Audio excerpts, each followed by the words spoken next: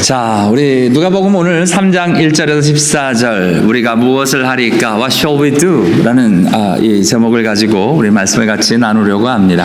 우리 교독하도록 할 텐데요. 제가 먼저 읽습니다.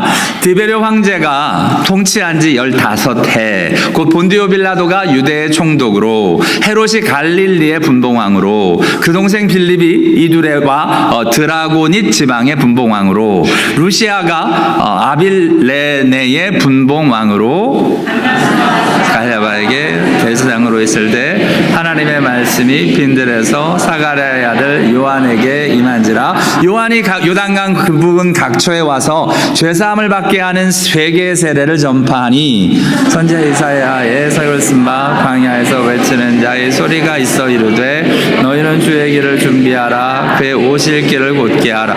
모든 골짜기가 메워지고 모든 산과 작은 산이 낮아지고 굽은 것이 곧아지고 험한 길이 평탄하여질 것이요 모든 육체가 하나님의 구원하심을 보리라 함과 같으니라.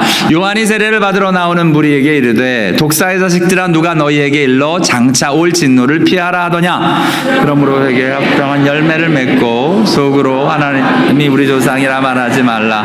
내가 너희에게 이르노니 하나님이 그 이들로도 아브라함의 자손이 되게 하시리라.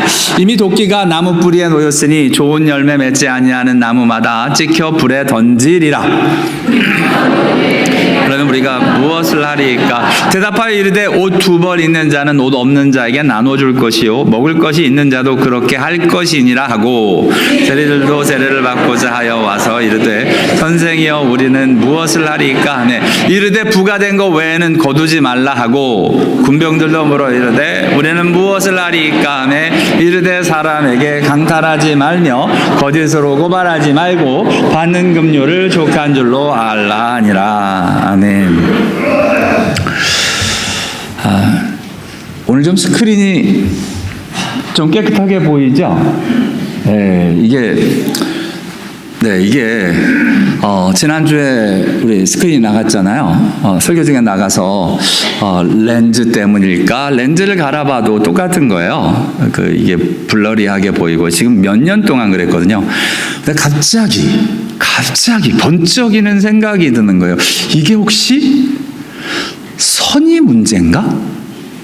그래서 지난주에 급하게 선을 하나 사가지고 선을 바꿨더니 세상에 4, 5년 동안 고생하고 저 프로젝트가 문제야. 너가 누가 샀는지 잘못 샀어. 막 이랬는데 프로젝터는 멀쩡한데 그걸 연결하는 선이 문제였던 거예요. 그러니까 엉뚱한 걸 가지고 붙잡고 이게 문제니 저게 문제니 이야기를 하다가 보니까 참 창피하게 근데 감사하게 바른 것을 고치니까 이게 고쳐지는 거예요. 바른 것을 고치니까. 그래서 그런 생각을 해봤습니다. 우리 인생에 진짜 you have to push the right button. 그죠? 뭔가 분명한 거를 눌러야 되는데 엉뚱한 거 막 눌러보다가 이게 딴 건 줄 알고 헤매고 다니는 일들이 있는 게 아닐까라는 생각을 해봅니다. 여러분 우리가 야단을 맞아요. 여러분 어렸을 때 야단을 좀 맞으셨나요? 뭐 어떻게 두 분은 한 분은 이러고 한 분은 이러고 계십니까? 옆에 딱 앉아가지고 야단 한 번도 안 듣고 이렇게 정말 곱게 잘하신 분이 계신가 반면에 야단도 맞고 뭐 이렇게 된 사람들이 있는데 되게 보니까 야단 좀 맞고 이래야 사람이 되는 것 같습니다. 야단을 좀 안 맞으면 사람이 좀 교만한 것 같고요. 사람이 뭔가 자기의 문제점을 잘 못 봐요. 그래서 야단을 좀 들을 수 있는. 그러나 여러분 아시잖아요. 야단을 듣는다고 우리가 항상 깨닫는 게 아니에요. 우리 인생을 쫙 보면 야단을 딱 들었을 때 딱 깨달았던 때가 있지 않습니까? 뭔가를 알게 되는. 오늘 찬양대 이렇게 찬양하는데 참 좋았어요. 제가 어렸을 때부터 저도 찬양대를 섰습니다. 저는 그 지휘자의 항상 타격 대상이었습니다. 저희 중고등학교 때 지휘자는 왜 이렇게 분필을 던졌는지 모르겠어요. 다 틀리면 분필이 날라옵니다. 항상 맞는 게 저예요. 뭐가 틀린다는 겁니다. 뭐 틀렸다고 하는데 문제는 지휘자님은 지적을 하는데 나는 몰라. 뭐가 틀렸는지를 몰라. 그러고 나니까 무슨 마음이 들었냐면 야단을 맞아도 아이 그래 야단 쳐라 뭐 나 뭐 근데 그러다 갑자기 지휘자가 이러는 거야. 그거야 그거 그렇게 해. 근데 그게 뭔지를 몰라. 다음에 이걸 어떻게 하라는 거지? 이걸 어떻게 하라는 거지? 그러고선 또 하면 나중에 아까 하라는 대로 하라니까. 그런데 뭐 아까가 내가 뭔 소리를 낸지 알아야. 그러니까 내가 뭐를 틀렸는지를 모르고 내가 뭐를 했는지를 모르는 거야. 그런데 그냥 뭐 그러거나 말거나 뭐 방법이 있습니까? 뭐 제가 모르는 거. 그러고 시간을 쭉 지냈어요. 그러다가 이제 기타도 치고 뭐 이러면서 찬양 인도자가 됐습니다. 저는 제가 찬양을 잘하는 줄 알았죠. 찬양 인도를 멋들어지게 하고 막 뭐 성도님들이 착해서 아무 말을 안 해요. 근데 저에게 충격적인 일들이 일어났습니다. 우리 몇 번 간증을 했죠. 우리 주일학교 BBS 찬양 인도를 하고 있는데요. 찬양 인도가 딱 끝나고 내려왔는데 초등학교 3, 4학년짜리 애가 저 뒤에서 차박 걸어오더니 제 앞에 딱 서서 선생님은 왜 노래를 그렇게 해요? 애가 그렇게 얘기를 하는 거예요. 순간 죄송한데 지휘자가 분필 던지고 난리 때는 아무 소리가 안 들렸는데 얘가 그렇게 얘기를 하니까 너무 충격으로 와닿았습니다. 고민이 됐어요. 내가 노래를 어떻게 하는 거지? 처음으로 그 아이 때문에 무슨 일이 일어났냐면 제가 어떻게 노래하는지를 알고 싶었던 거예요. 그래서 사람들한테 물어보기 시작을 합니다. 내가 뭘 어떠길래 불편해? 내가 찬양 인도하면 힘들어? 하고 물어봤더니 제가 문제가 있는 게 몇 가지가 있더라고요. 쭉 이야기를 듣기 시작했어요. 근데 문제는 그 얘기를 듣고 내가 어떻게 노래 부르나. 실제로 그땐 카세트 테이프잖아요. 테이프에서 노래 들어보고 이런 걸 사람들이 힘들어하는구나. 제가 찬양을 가요 부르듯 했어요.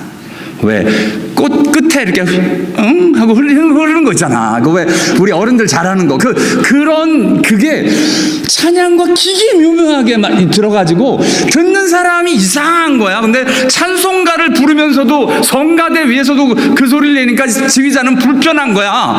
하지 마 그러는데 뭔 소리야? 그러니까 몰랐던 겁니다. 야단을 들어도 몰라요. 그런데 어느 순간 내가 이 야단이 들려서 애를 통해서 한 야단인데 들려서 내가 뭐를 잘못한지를 아니까 여러분 아세요? 제가 그래서 앞에서 찬양하는 게 굉장히 두려워요. 그래서 틀릴까 봐. 그리고 틀렸다고 야단을 이제 옛날에는 그런 거 죄송한데 제가 막 솔로 했다니까. 나 미치겠어. 그때 난 잘하는 줄 알고 막 솔로 했다니까. 지금 생각하면 너무 창피해가지고 그러고 나서 이제 죄송한데 성악을 좀 하시는 분들한테도 교육을 받고 하면서 뭐가 문제인지를 좀 많이 알게 됐어요. 중요한 게 지금 오늘 얘기를 하려고 하는 게 딴 게 아닙니다. 야단을 듣거나 무슨 얘기를 들었을 때 그게 들리는 게 은혜예요. 뭐가 잘못됐는지를 아는 게 은혜인 거예요. 그런데 그걸 못 알아들어서 우리 인생이 자꾸 망가집니다. 내가 잘 못 살고 있는데도 잘 살고 있는 줄 아는 거예요. 여러분 가끔 진짜 힘든 게 저번에 또 한번 결혼식을 했는데요. 저는 몰랐어요. 갑자기 아버님이 특송을 하시겠다는 거예요, 결혼식에. 그래서 하게 드렸어요. 저는 당연히 가요를 부를 줄 몰랐지. 그것도 이상한 노래를 부를 줄 몰랐지. 순간 너무 당황스러운 거예요. 그러니까 이게 뭐가 잘못되고 뭐가 있는데, 더군다나 예배당에서 결혼 예배 예식을 부를 때 곡도 안 가르쳐 주시고 갑자기 바로 예배 시작하기 전에 올라와서 그래도 예의상 하게 해드려야지 뭐 이랬다가 절대로 다음부터 그런 얘기 안 합니다. 그렇게 안 합니다. 곡 확인하고 가요는 죄송한데 그게 죄송한데요. 호텔에서 뭐 결혼식을 하거나 하면 나름대로 허락도 하곤 합니다. 그런데 예배당에서 예배로 드려지는 혼인예식에서는 제가 금하거든요. 하나님 앞에로 드려지는 예식인데 그러지 않았으면 좋겠다. 근데 뭐가 잘못인지를 몰라요. 뭐를 잘못하고 있는지 본인들이 몰라요. 근데 하나님이 저와 여러분을 향해서도 마찬가지입니다. 신앙생활을 하다 보면 우리가 뭐를 잘못하고 있는지 모르고 그냥 지냅니다. 그리고 심지어는 사람들이 하나님이 이 일들에 다 얘기하시는데 그걸 잘 못 들으면, 내가 잘못하고 있는지를 모르면 계속 이상한 습관으로 자리 잡게 되는 걸 보게 됩니다. 하나님의 은혜가 뭐냐면 잘못을 잘못으로 하나님이 말씀하실 때입니다. 하나님의 사랑하는 사람 다윗에게 하나님이 다윗의 잘못을 이야기하시고 책망하셨죠. 같이 읽습니다. 시작. 그러한데 어찌하여 내가 여호와의 말씀을 없인 여기고 나보기에 악을 행하였느냐. 내가 칼로 햇사람 우리아를 치되 아몬 사람 칼로 죽이고 그의 아내를 빼앗아 내 아내로 삼았도다. 아멘. 여러분, 이 일들이 1년 전에 다윗이 1년 동안 숨기고 있었던 죄였습니다. 하나님이 기다리셨어요. 다윗이 회개하고 나올 때까지. 회개 안 하고 끝까지 그냥 버티기자 하나님이 다윗에게 직접 책망하십니다. 근데 그 책망을 듣고 다윗이 회개해요. 그게 은혜입니다. 하나님이 말씀하셨을 때 그 야단을 듣고 회개하는 것. 자, 오늘 저와 여러분이 한번 생각해 봅시다. 저와 여러분은 어렸을 때 어른들한테 야단은 맞았어요. 그런데 선생님한테도 야단을 맞았고 부모님한테도 야단을 맞았고, 근데 하나님 앞에서는 야단을 들으신 적이 있는지요? 하나님 앞에서 심각하게 책망을 들은 것이 있는지요? 저희들이 한번 돌이켜 봅시다. 오늘 잘못을 하고 있음에도 불구하고 하나님이 심지어는 책망하는데도 못 듣고 있다면 저희들 큰일입니다. 오늘 현대 기독교가 참 어렵게 가는 이유가 하나님의 책망을 못 듣기 때문이 아닐까요? 하나님의 책망이 가끔은 우리의 생각하고 너무 달라요. 너무 달라. 마치 베드로를 책망할 때와 마찬가지입니다. 베드로를 예수님이 책망하십니다. 어느 때요? 예수님이 처음으로 십자가 이야기를 하셨어요. 마태복음 16장에 처음으로 십자가 이야기를 하자, 예루살렘에 올라가셔서 이제 돌아가실 것을 이야기하자 베드로가 예수께 가나요? 예수를 붙들고 이야기합니다. 그리하지 마옵소서. 여러분, 선생이 죽겠다는데 돌아가셔야죠. 당신은 빨리 죽으셔야 됩니다. 이러면 안 되잖아요. 당연히 우리 인간적인 생각에서는 말려야 되는 게 맞습니다. 죽겠다는데 죽으라고 내버려두는 제자가 어디 있습니까? 근데 예수님이 그것을 야단을 치십니다. 이해가 잘 안 되잖아요. 우리는 사람의 일을 생각해서 그렇습니다. 사람의 생각으로 문제를 하느냐. 지금 예수님이 베드로에게 굉장한 걸 가르쳐 주시는 겁니다. 내가 사람의 일로 문제를 푸는 거냐, 하나님의 일로 생각을 하는 거냐. 지금 예수님이 말씀하고 계신데, 하나님이 일하고 계신데, 이게 교회가 많이 실수를 범했던 게 이런 거였습니다. 하나님이 역사하셔서 생명의 일들이 일어나는데 우리의 전통이 아니고, 우리는 이런 식이 아니고, 우리의 방법은 이런 게 아니어서 사람의 일을 생각하다가 예수의 일, 하나님의 생명의 일들, 진짜 해야 될 그 일들을 오히려 죽이고 그 일을 업신여기는 일들이 있었던 모습을 보게 됩니다. 저와 여러분, 그래서 베드로가 이건 충격적인 일입니다. 나름대로 잘한다고 했는데 야단을 먹었어요. 여러분, 저와 여러분이 가끔 그러잖아요. 우리 나름대로 내가 잘한다고 하는데 야단을 맞는 경우가 있습니다. 나름대로 잘하는 게 어떤 때는 문제입니다. 오히려 예수를 넘어뜨리게 하는 문제적인 걸림돌이 되는 일이 있다는 겁니다. 어떨 때? 내 생각대로 할 때. 나는 바르지만, 나는 옳지만 하나님의 일은 망가지고 있다는 겁니다. 혹시 교회 안에서 갈등과 일들은 이런 게 아닐까요? 여러분, 교회에서 갈등과 어려움이 있을 때 보면 양쪽 다 말이 맞아요. 나름대로 주장이 맞습니다. 자기들의 주장을 하는데 문제는 사람들이 죽어가고 있어요. 그 일 때문에. 그럼에도 불구하고 자기 주장을 하고 있다면, 이것이 옳다라고 주장하고 있다면 베드로처럼 야단을 맞아야 되지 않을까요? 사람의 일을 생각하고 있기 때문입니다. 자기는 하나님의 일이라고 생각하지만. 또한 예수님의 제자들 중에 야고보와 요한도 야단을 맞습니다. 뜻밖의 야단을 맞는데요, 나름대로는 자기들이 굉장히 잘한다라고 생각했어요. 어떻게 하느냐, 예수님과 함께 지금 예루살렘으로 가고 있는데 그 중에 사마리아 땅에서 예수님을 받아들이질 않는 거예요. 그러니까 화가 났어요, 이 사람들이. 그래서 주여 우리가 불을 명하여 하늘로부터 내려 저들을 멸하라 하기를 원하시나이까. 하나님의 심판이 있게 하셔야 되지 않습니까? 하나님, 저런 사람들은 하나님이 책망하셔야 되지 않습니까? 그러자 오히려 예수님이 이 사람들을 꾸짖으시고 책망하시는 것을 보게 됩니다. 다른 사람들에 대해서 함부로 멸하고 함부로 야단치고 함부로 들여지는 이 사람들을 오히려 예수님이 책망하십니다. 우리는 예수님과 함께 있으니까, 우리는 예수님이 함께 있으니까 우리가 맞다. 아니요, 예수님과 함께 있어도 이렇게 사람들을 멸하기를 구하는 이 사람들을 향하여 꾸짖으시는 예수님의 모습을 보게 됩니다. 성경에 보면 그래서 하나님의 백성들, 예수님의 제자들은 야단을 맞습니다. 저와 여러분, 하나님의 이름으로 야단을 들을 수 있는 은혜가 있기를 원합니다. 내가 잘못했을 때 진짜 야단을 들을 수 있는 게 은혜입니다. 잠언 말씀에 이렇게 말씀하시죠. 같이 읽습니다. 시작. 내 아들아, 여호와의 징계를 경히 여기지 말라. 그 꾸지람을 싫어하지 말라. 대저 여호와께서 그 사랑하시는 자를 징계하시기를 마치 아비가 그 기뻐하는 아들을 징계함 같이 하시느니라. 아멘. 하나님이 지금 징계하신다는 겁니다. 사랑하는 아들이기 때문에 징계를 하신다는 겁니다. 야단을 치신다는 겁니다. 그 야단을 치실 때 그 징계를 들을 수 있는 은혜. 여러분, 이것이 구약에 나온 말씀인데 신약은 어떠냐? 신약도 동일하게 이 말씀을 인용하면서, 히브리서에 보면 이 말씀을 그대로 인용하면서 내 아들아, 주의 징계하심을 경히 여기지 말며 그에게 꾸지람을 받을 때 낙심하지 말라. 주께서 그 사랑하시는 자를 징계하고 그가 받아들이는 아들마다 채찍질하심이라 라고 그대로 앞에 있는 잠언 3장 12절 11절과 12절의 말씀을 그대로 인용하여 신약에서도 그 말씀이 맞다, 아들들에게 권하는 것 같이 너희에게도 권면하는 말씀이다 라고 이야기를 하시면서 너희가 참음은 징계를 받기 위함이라. 징계를 받을 걸 받아야 된다라고 이야기를 합니다. 징계는 다 받는 것이다. 너희에게 없으면 사생자여 친아들이 아니니라. 하나님이 나를 야단치고 있지 않다면 마치 나는 다 잘하고 있는 것처럼, 아니요, 그렇지 않습니다.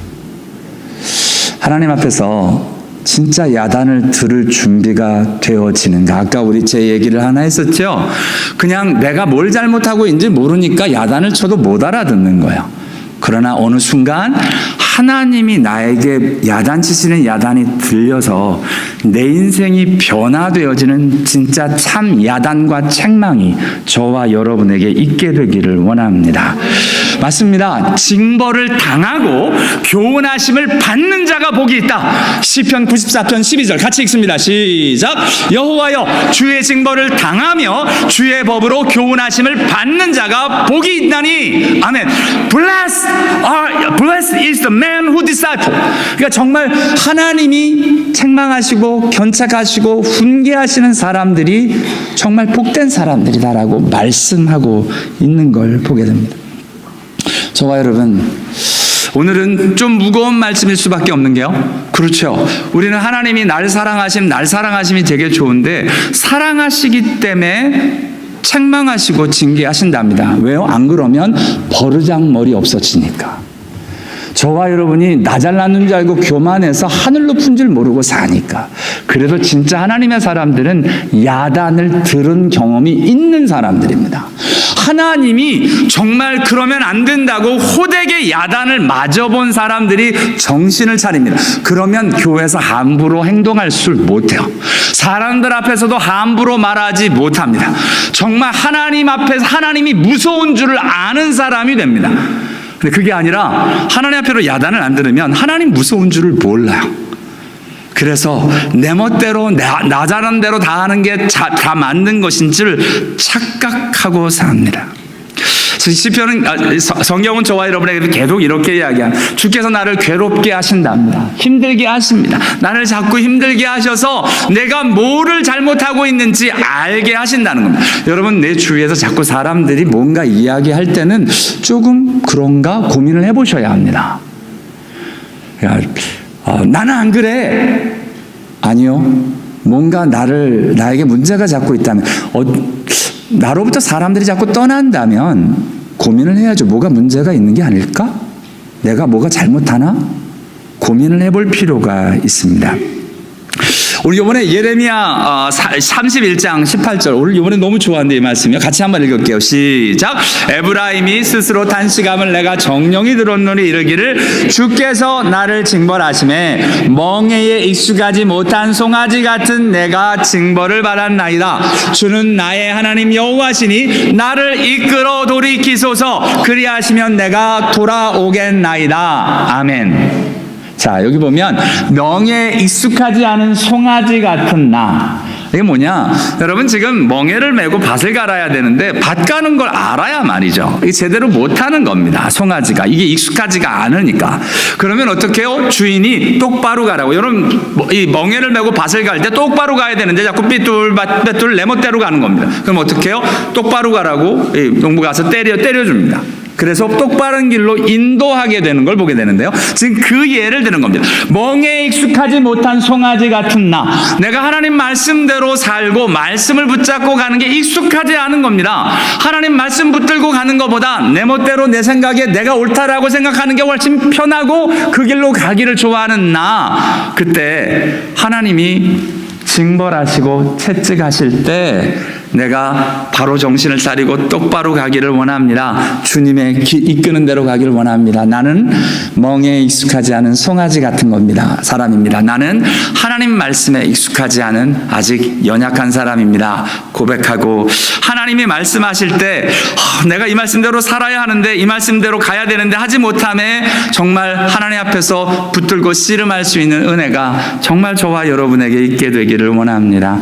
책망을 계속 듣는데 책망을 안 들으면, 책망을 하시는데 안 들으면 문제가 저와 여러분이 계속 더 큰 죄 가운데로 가게 되는 걸 보게 됩니다. 가인이 그랬지요.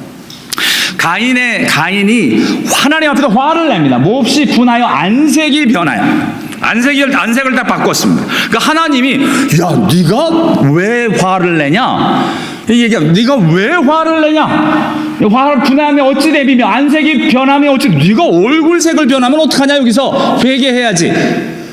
네가 잘못했기 때문에 지금 내가 재물을 안 받는 건데, 네가 선을 행하지 아니하면 어찌 낯을 들지 못하느냐? 선을 행하지 아니하면 죄가 문에 엎드려져 있느니라. 죄가 너를 원하나 너는 죄를 다스리라. 고 하나님이 이제 얼굴에 분냄 풀고 회개하고 하나님 앞으로 바로 제사 드리라고 이야기를 하는 겁니다. 그때 가인이 그 말을 안 들어요. 그 하나님의 책망을 안 듣습니다.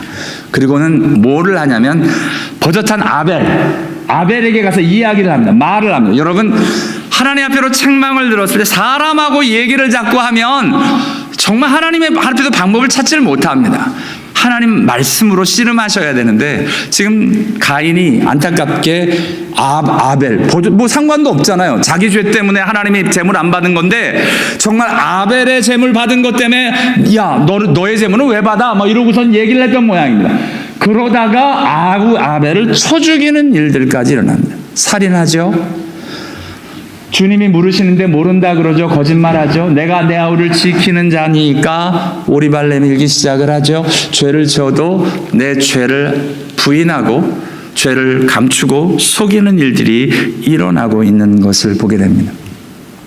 정확합니다. 하나님이 책망하실 때 죄를 죄로 알지 못하고 잘못을 알지 못하고 계속 알매도 불구하고 아닌 줄 아는데도 계속하는 것, 그러면 어떻게 돼요? 양심이 약하여지고 더러워진답니다. 양심이 문제가 생기기 시작을 합니다.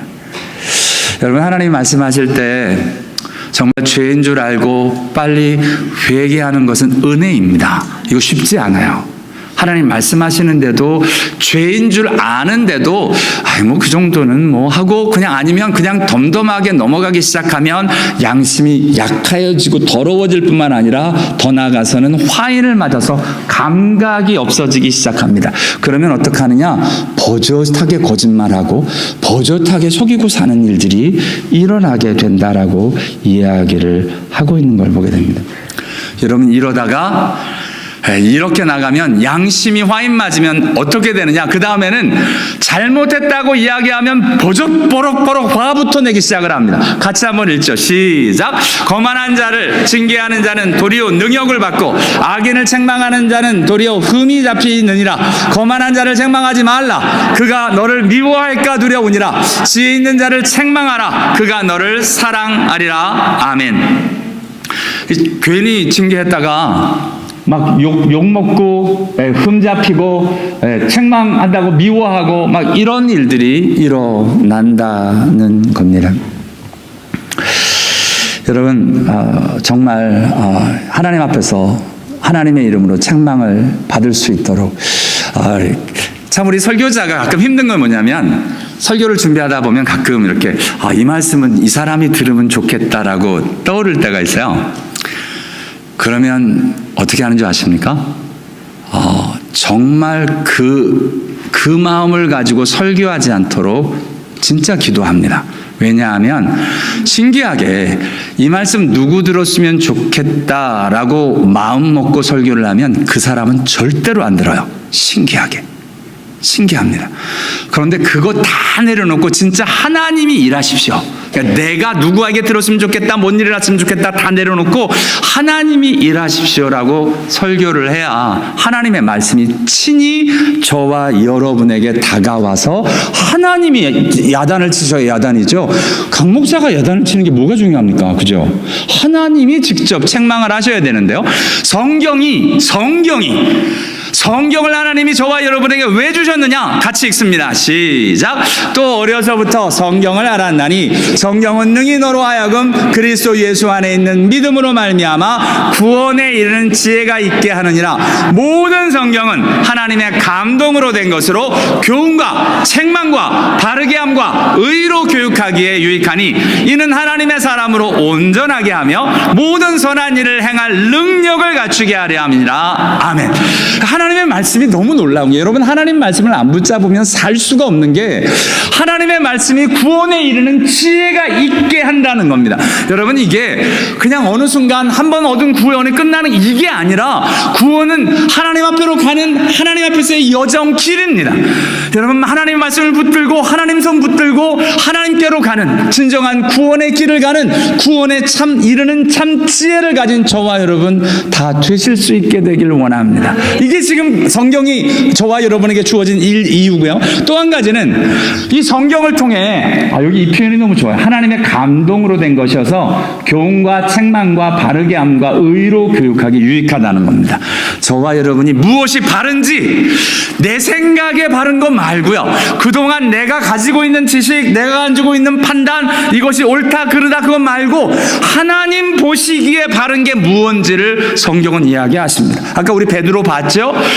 인간적으로는 말려야죠. 선생님 죽을 때. 근데 하나님의 일을 생각할 때 예수님의 십자가의 길을 막아서는 사람이 되고 있다라고 이야기를 하고 있는 걸 보게 됩니다.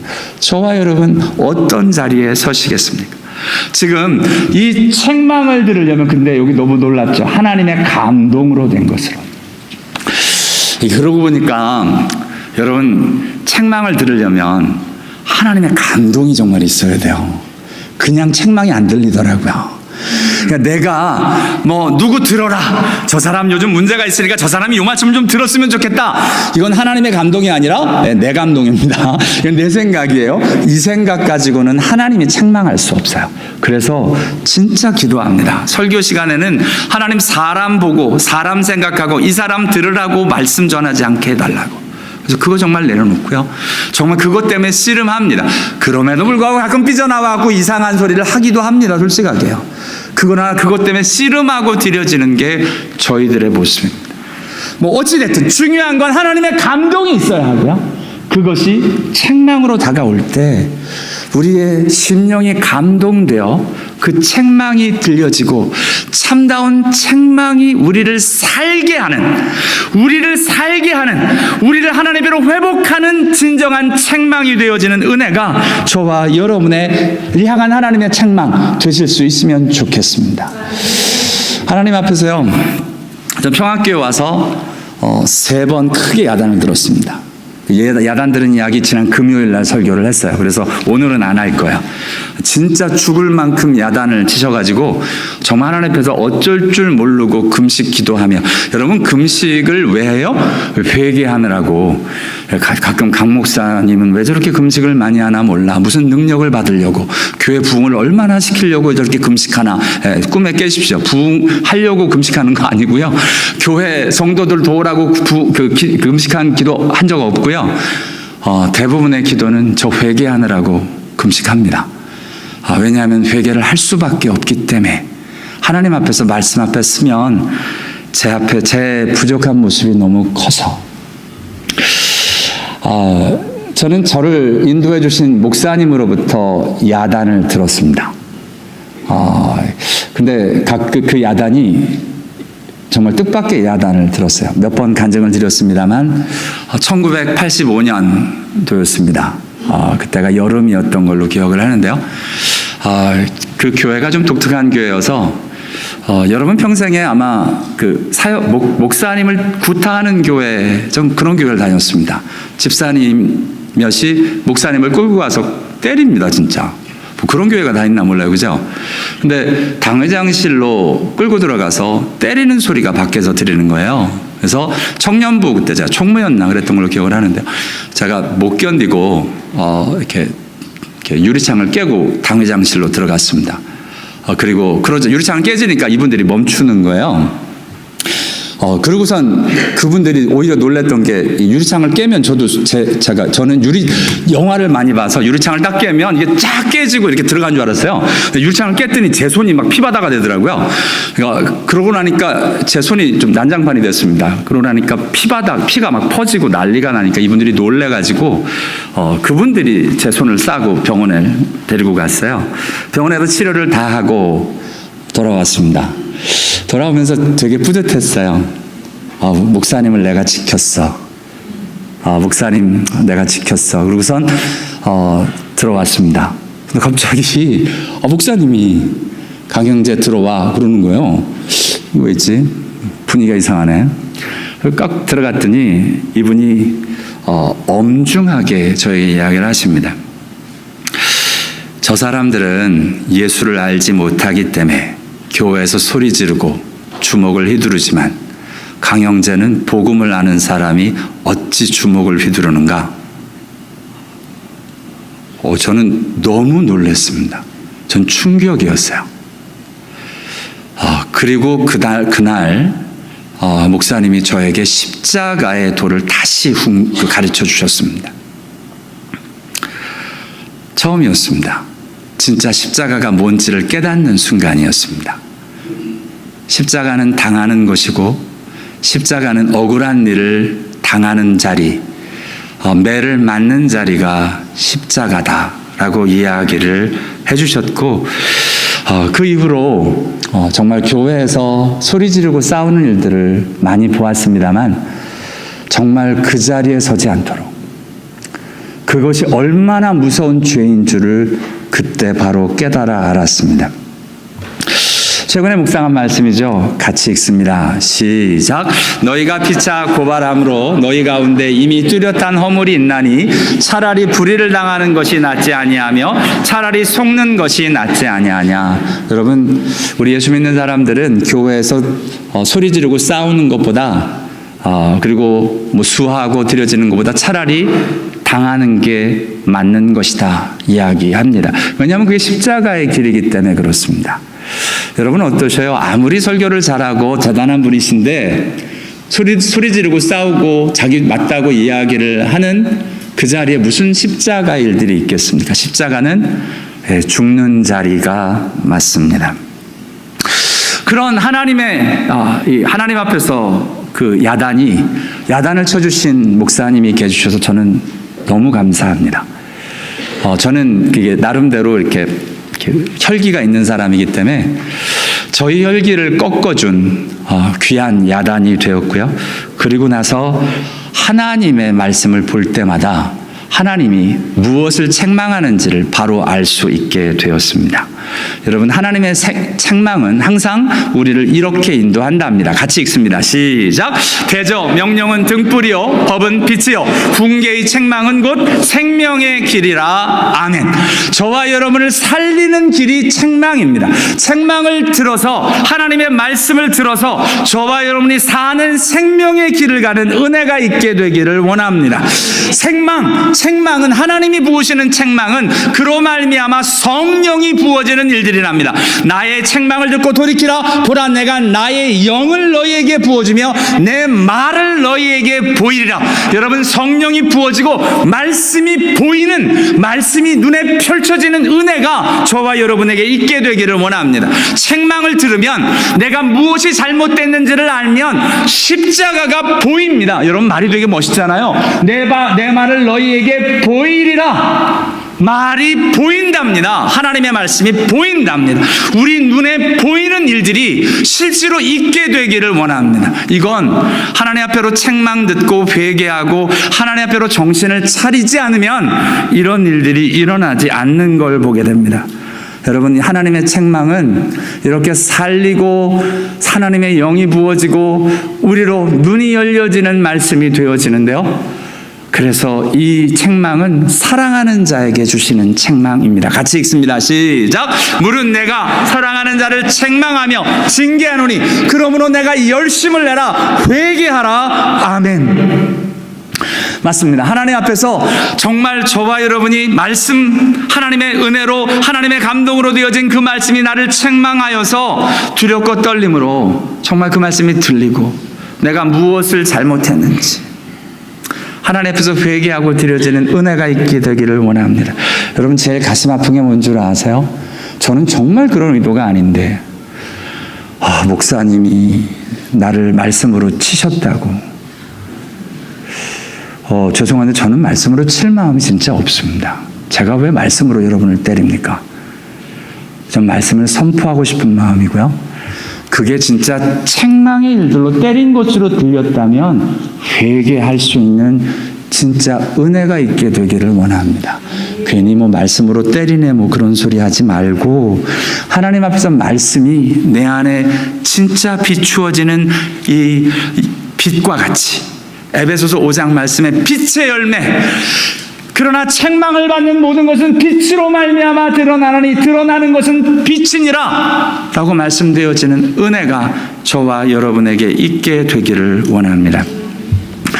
맞습니다. 오늘 본문에 세례 요한이요, 좋은 소식을 선포합니다. 우리 3장 18절을 보면 백성에게 좋은 소식을 전하였다. 굿뉴스를 선포합니다. 저와 여러분에게 무엇이 굿뉴스입니까? 좋은 소식. 오늘 세례 요한이 선포한 그 뉴스는 내가 듣고 싶어하는 좋은 뉴스가 아니라 오늘 보면은 회개하라, 죄 사함을 받게 하는 회개의 세례를 전파합니다. 그것이 죄인에게는 가장 큰 좋은 소식이 됩니다. 저와 여러분에게 정말 하나님 앞에서의 좋은 소식이 나를 회개하게 하고 나로 살게 하는 참 하나님의 말씀, 나를 책망하는 나의 죄를 들추고 하나님 앞에서 죄를 회개하며 나아가는 진정한 책망의 말씀이 저와 여러분에게 좋은 소식으로 들려지는 은혜가 있게 되기를 원합니다. 여러분, 우리 가끔 그러잖아요. 진짜 나를 사랑해서 책망할 수 있는 사람이 그립다고, 그렇게 말해줄 사람이 그립다고. 여러분 아세요? 제 멘토 목사님은 3년 전에 돌아가셨습니다. 돌아가시기 딱 한 달 전에 그분은 이미 금식이 들어갔기 때문에 금식하다 돌아가셨거든요. 금식하면서 죽음을 준비하고 계신데 정말 제가 제일 안타까운 게 그거였습니다. 더 이상 나를 책망할 분이 없어지는 것이 아닐까. 내가 잘못 길을 가고 있을 때 바른 말을 진짜 사랑의 마음으로 해줄 분이 이제 없어진 것이 아닐까. 정말 두렵고 떨림이 있었습니다. 여러분, 하나님 앞에서요, 사랑하는 마음으로 책망하는 사람이 진짜 있다면 그 사람 놓치면 안 됩니다. 진짜요. 근데 그게 무엇보다 우리 하나님이 그렇게 하시는 거예요. 하나님 우리 사랑하셔서 살라고.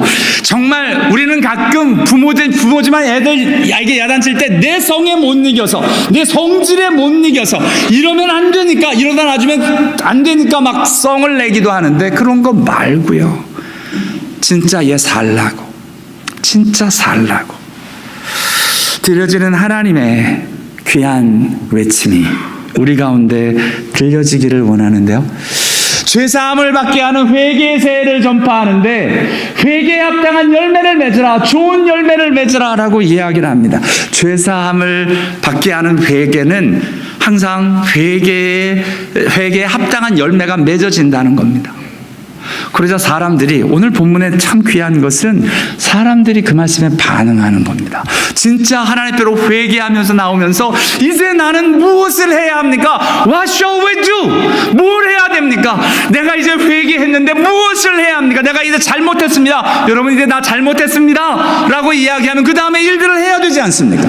잘못한 것으로 그치는 게 아닙니다. 잘못했습니다. 다음에 그러면 난 무엇을 하면 되겠습니까? 이제. 그러자 세례 요한이 이렇게 이야기합니다. 옷 2벌 있는 자는 옷 없는 자에게 나눠줄 것이요, 먹을 것이 있는 자도 그렇게 할 것이다. 이게 무슨 말이냐? 여러분, 이 사람들이 하나님 앞에서 회개한 내용이 뭐냐면, 나 중심으로 내 것만을 챙기며 살았다는 것을 회개하기 시작을 했습니다. 그러면 회개에 합당한 열매는 무엇입니까? 이젠 나누고 사는 사람이 되는 것입니다. 내가 사람들을 어뷰즈하고 내가 직장에서 마땅히 내가 하는 것 이상의 일들로 더 받아들이는 세리를 향하여 세리들이 무엇을 하리까 하자 아주 당연한 이야기를 하십니다. 부가 된 것 외에는 거두지 말라. 사람들 돈 뜯어내지 말라는 이야기입니다. 여러분, 군병들도 묻습니다. What shall we do? 우리 뭘 해야 좋겠습니까? 그러자 군병들이 사람들한테 강탈하지 말라. 네가 있는 힘 이용해서 억지로 뺏지 말라. 거짓으로 고발하지 말라. 받는 급료를 족한 줄 알라. 여러분, 오늘 여기에 이 회개에 합당한 열매 중에 우리가 할 수 없는 건 아무것도 없습니다. 너무 쉽고 당연하고 정말 마땅히 해야 될, 인간으로 당연한 이야기를 하고 있습니다. 근데 그렇지 못한 게 우리들이라는 겁니다. 우리가 회개해야 될 내용들이 정말 하나님이 원하시는 10계명이 다 그것 아닙니까? 내 부모를 공경해라. 너무 당연한 건데 우리가 못하고 있기에 회개하고 부모님을 어떻게 공경할 수 있는 자리로 가는지를 해야 된다는 겁니다. 이게 당연한 일들을 요구하시는 하나님의 회개에 합당한 열매의 모습으로 저와 여러분에게 나타나고 있는 것을 보게 됩니다. 그리고 보니까 진짜 회개한 사람들은 What shall we do를 외칩니다. 진짜요.